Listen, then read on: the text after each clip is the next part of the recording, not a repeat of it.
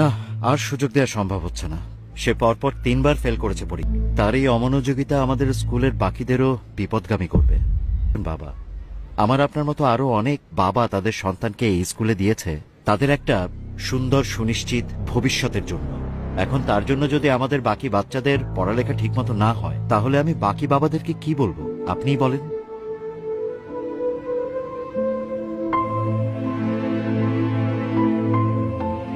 Sir, শেষবার, আর একটা বার, মানে এরপর যদিও খারাপ করে আমি নিজে ওকে স্কুল থেকে নিয়ে চলে যাব।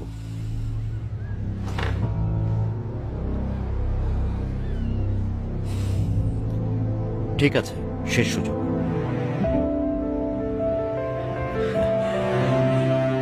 Thank you sir.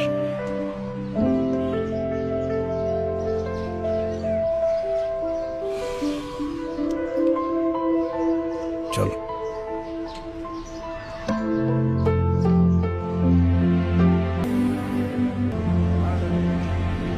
আমাদের দেশে গড়ে প্রতিদিন কতজন সন্তান জন্ম নেয় জানিস?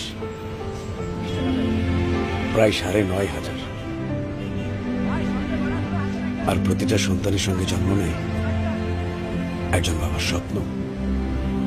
অফিসে বসে কাজ করা বাবা, রিক্সা চালক বাবা, খেতে কাজ করা বাবা, কিংবা কারখানায় ঘাম ঝরানো বাবা। কারো হাতে কলম, কারো হাতে রিক্সার হ্যান্ডেল, কিন্তু স্বপ্ন সবার এক, সন্তানের সুন্দর ভবিষ্যৎ। আর এই সন্তানকে মানুষ করতেই সবাই করে হাড় ভাঙা পরিশ্রম।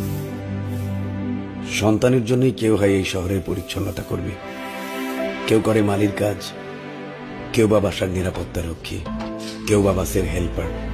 ভাইজান ভাড়াটা দিয়েন।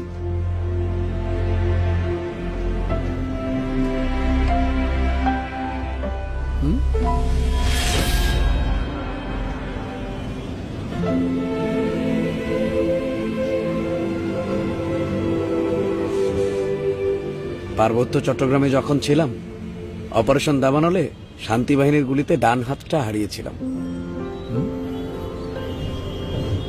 ডান হাতটা চলে গেলেও জীবন তো আর যায়নি। জীবনটা চলে গেলে এই স্বপ্নটাকে তো আর বড় করতে পারতাম না। না ভাইজান, আপনারতে ভাড়া লমুন আমি। আপনারা হইলেন এই দেশের রক্ষক। বন্যা, ঘূর্ণিঝড়, অগ্নিকাণ্ড সব জায়গায় সবার আগে আপনাদেরকেই পাশে পাই। আজকে যদি এই দেশের সেনাবাহিনী না থাকতো, এই দেশটার যে কি অবস্থা হইতো আল্লাহই জানে। ভাইজান, আপনার মতো আমার একটা পোলা আছে, ওর লেগে একটু দোয়া করেন। আমি ওরে মানুষের মতো মানুষ করতে চাই। না না ভাইজান, আপনি দোয়া করেন ভাইজান। আপনারা আমগো দেশের গর্ব।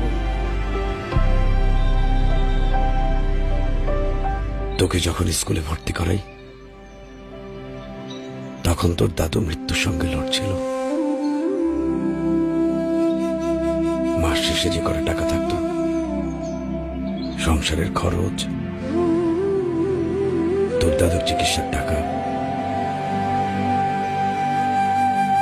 তারপরও বুক ভরা স্বপ্ন নিয়ে তোকে স্কুলে দিয়েছিল।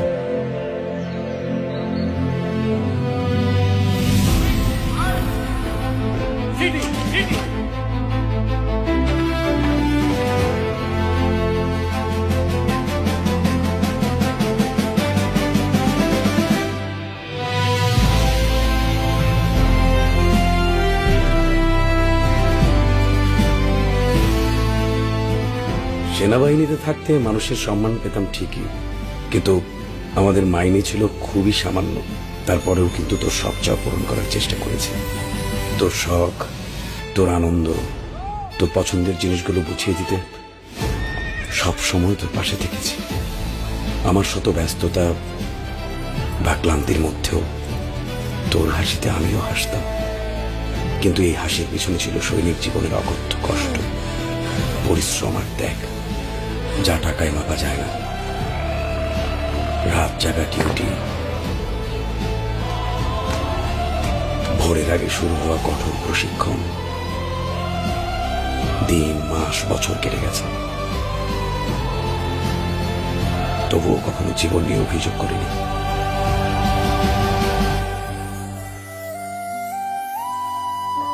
কারণ আমার দুইটা প্রেরণা ছিল, তোকে নিয়ে আমার স্বপ্ন আর দেশের প্রতি ভালোবাসা।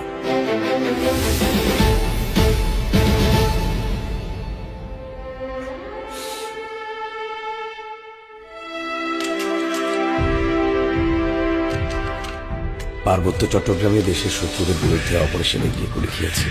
সন্ত্রাসীরা আমার স্বপ্ন ভাঙতে চাইলেও পারেনি।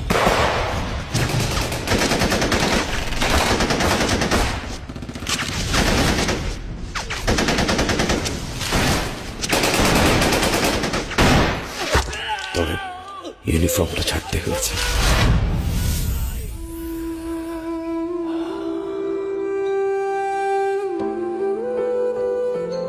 সময়ের আগে অবসরে আসলেও পরিস্থিতি সব সামলে নিয়েছি। সংসারের খরচ, বাজার ঘাট, তোর দাদুর চিকিৎসার টাকা, তারপরেও তোর স্কুলের ফি দিতে কখনো দেরি করিনি। সন্তানের জন্য নিজেদের চাওয়াটাকে বিসর্জন দেওয়াটাই বাবাদের ধর্ম। না না, এতে আমার কোনো কষ্ট নেই, কিন্তু কষ্ট পাই কখন জানিস? যখন তুই ঠিক মতো লেখাপড়া করিস না, লক্ষ্য বাদ দিয়ে তুই বিপথে যাস, তখন দেখ তন্ময়, শত্রুদের সাথে যুদ্ধ করে হাত হারিয়েছি, কিন্তু তুই আমার একমাত্র বাঁচার অবলম্বন। মরে যাওয়ার আগে যেন দেখে যেতে পারি তুই দেশের পতাকা উঁচু করে ধরবি, বড় মানুষ হবি, ভালো মানুষ হবি।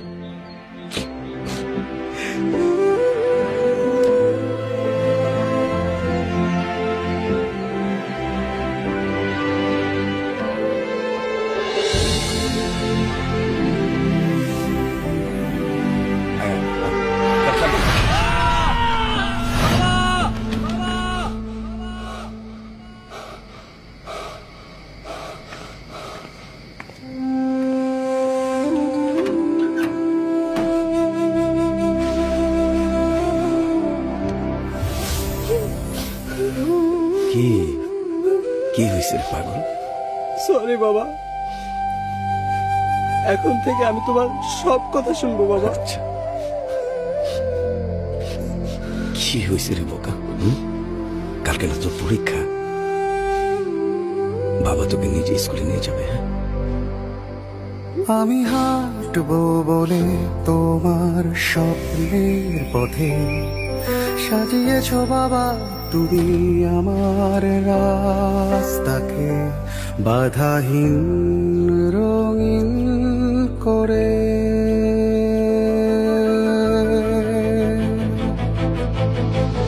অবহেলা নয় আর কখনো বাবা, শপথ নতুন ভরে তোমার নির্ঘুম রাতের দেনায় কিনবো স্বপ্ন যত তোমার এই শহরে। হারবে না তুমি নতুন প্রত্যয়ে, আমি হারতে দেব না তোমার স্বপ্নকে কখনো। নতুন সূর্য আমাদের দিগন্তে উঠেছে, নতুন বার্তা নিয়ে।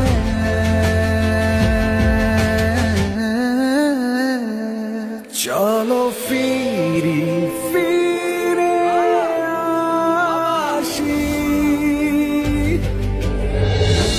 স্বপ্নের পথে।